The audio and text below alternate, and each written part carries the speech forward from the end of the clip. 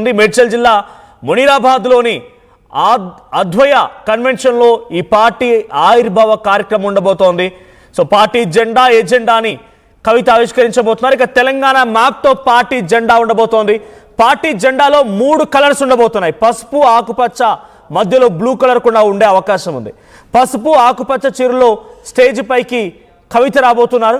అయితే కవిత పార్టీలోకి బీఆర్ఎస్ నేతలు చాలా పెద్ద సంఖ్యలో చేరే అవకాశం కూడా ఉన్నట్టుగా జాగృతి నేతలు చెప్తున్నారు. బీఆర్ఎస్ ఎమ్మెల్యేలు తనకు టచ్లో ఉన్నారంటున్నారు కవిత స్పీచ్ పైనే రాజకీయ వర్గాల ఆసక్తి రేపుతోంది.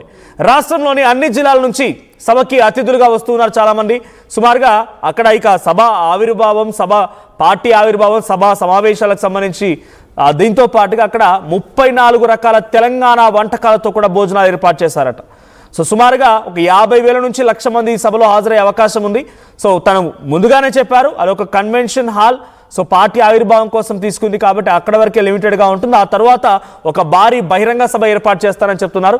తెలంగాణ ప్రజా జాగృతి TPJ 3 రంగులతో ఈ జెండా ఉండబోతోంది.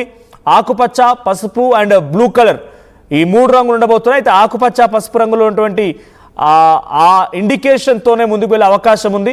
సో ఇక్కడ మనం చూస్తున్నాం బతుకమ్మ ఉన్నటువంటి ఒక ఫోటోని అక్కడ ఏర్పాటు చేయడం జరిగింది సభ ప్రాంగణం దగ్గర. సో చిన్న పాప చేతిలో వచ్చే బతుకమ్మ, తర్వాత ఒక మహిళ బతుకమ్మని పట్టుకున్నట్టుగా ఒక ఫోటో. సో ఇది అక్కడ పోస్టర్గా అక్కడ ఒక విగ్రహాన్ని ఏర్పాటు చేశారు. తర్వాత జ్యోతిబాయి పూలే విగ్రహం ఉంది. ఆ తర్వాత అంబేద్కర్ విగ్రహం కూడా ఏర్పాటు చేశారు. సో సభకు సంబంధించి ఎక్స్క్లూజివ్ విజువల్స్ మీరు చూస్తున్నారు. ఎగ్జాక్ట్గా 10 గంటల సమయానికి ఈ పార్టీ అనౌన్స్మెంట్ జెండా ఎజెండా అని ప్రకటించబోతున్నారు కవిత. సో దీనికి సంబంధించి మరిన్ని అప్డేట్స్ ప్రతినిధి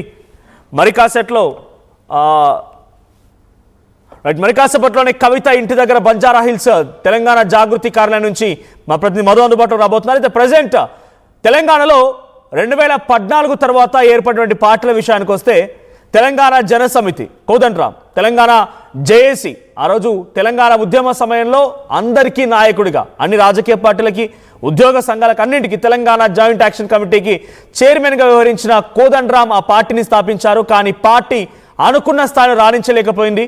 మొన్న జరిగిన ఎన్నికల్లో కాంగ్రెస్ పార్టీతో, అంతకుముందు జరిగిన పార్టీ ఆవిర్భావం నుంచి ఏదో ఒక పార్టీతో పొత్తు పెట్టుకోవడమే. 2018లో అప్పుడు మహాకూటమి పేరును తెరిచినటువంటి ఉత్తమ్ కుమార్ రెడ్డి నేతృత్వంలోని కాంగ్రెస్ పార్టీ కూటమితో జతకట్టారు. ఏ మాత్రం కూడా సాధించలేకపోయారు. స్వయంగా ఆయనే ఎమ్మెల్సీగా పోటీ చేసినా కూడా దాంట్లో గెలవలేకపోయారు కోదండరాం. ఆ తర్వాత 2023 ఎన్నికల్లో కూడా కాంగ్రెస్ పార్టీకి మద్దతుగా నిలిచింది TJS. సో మునుగోడు ఎన్నికల్లో ఒక్కసారి డైరెక్ట్గా ఎవరితో సంబంధం లేకుండా మునుగోడు ఉప ఎన్నికల్లో పోటీ చేస్తే డిపాజిట్ కూడా కోల్పోయింది. సో ఇప్పుడు ఈ విషయం ఎందుకు చెప్పాలనుకుంటున్నా అంటే 2014 తర్వాత ఆవిర్భవించిన పార్టీలో Telangana Janasamithi the most important party, because Kodandaram నేతృత్వంలోని పార్టీ. సో ఇప్పుడు కాంగ్రెస్ పార్టీతోనే ఉంది. ఆయన ఎమ్మెల్సీగా కూడా ఉన్నారు. సో ఎమ్మెల్సీగా కూడా ఇంకా గవర్నర్ అప్రూవల్స్ అవన్నీ రకరకాల సమస్యలు అయితే ఉన్నాయి. సో TJS అనేది పెద్ద సక్సెస్ కాలేకపోయింది. తర్వాత తెలంగాణ ఇంటి పార్టీ అని చెప్పి చెరుకు సుధాకర్ ఆ పార్టీని ఆవిర్భవించారు. సో తెలంగాణ ఇంటి పార్టీ పేరిట కూడా ఒక పార్టీ వచ్చింది. ఆ పార్టీ కూడా అనుకున్న స్థాయిలో ఏం రాణించలేకపోయింది. మొన్న 2023 అసెంబ్లీ ఎన్నికల వరకల్లా దాన్ని పూర్తిగా కాంగ్రెస్ పార్టీతో విలీనం చేయడం జరిగింది ఆ పార్టీని. సో అంతకంటే ముందు తెలంగాణ తల్లి పార్టీని ఒకటి ఉండేది, విజయశాంతి నేతృత్వం తెలంగాణ తల్లి పార్టీ ఉద్యమ సమయంలోనే.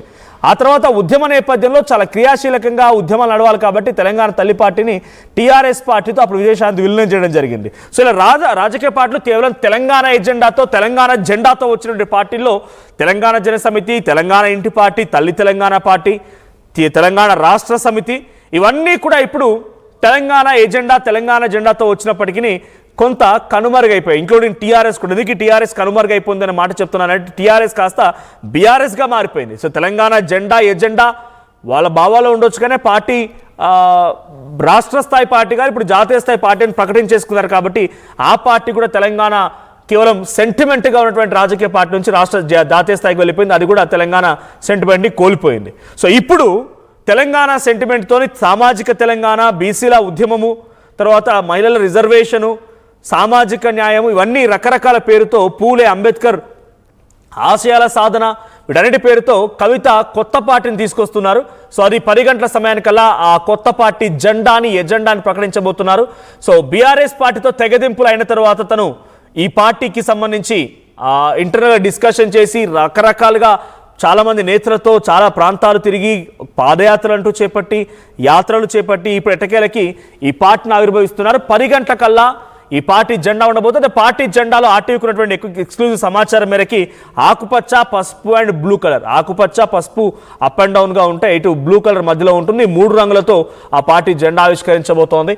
సో కవిత ప్రసంగం పైన చాలా ఉత్కంఠ రేపుతోంది. మరోవైపు ఈ పార్టీ జెండా సింబల్లో పక్కగా తెలంగాణ మ్యాప్ కూడా ఉండే అవకాశం ఉంది. సో ఇప్పటికే తెలంగాణ మ్యాప్తో ఉన్న పోస్టర్లు, కవిత ఫోటోలు అన్నిటితో పోస్టర్లు కూడా తెలంగాణ వ్యాప్తంగా పలు జిల్లాల్లో, నగరంలో, హైదరాబాద్ నగరంలో కూడా ఎక్కడికక్కడ పోస్టర్లు వెలిశాయి. సో ఈరోజు మేడ్చల్ జిల్లా మునీరాబాద్ దగ్గర అద్వయ కన్వెన్షన్ హాల్లో ఈ పార్టీ ఆవిష్కరణ జరగబోతుంది. మా ప్రతినిధి మధు ఉన్నారు సిద్ధంగా. తెలంగాణ జాగృతి అధ్యక్షురాలు కవిలకుంట్ల కవిత నివాసం దగ్గర సిద్ధంగా ఉన్నారు. మధు, సో ఎటువంటి ఏర్పాట్లు జరుగుతున్నాయి? ఇప్పటికే పార్టీ పైన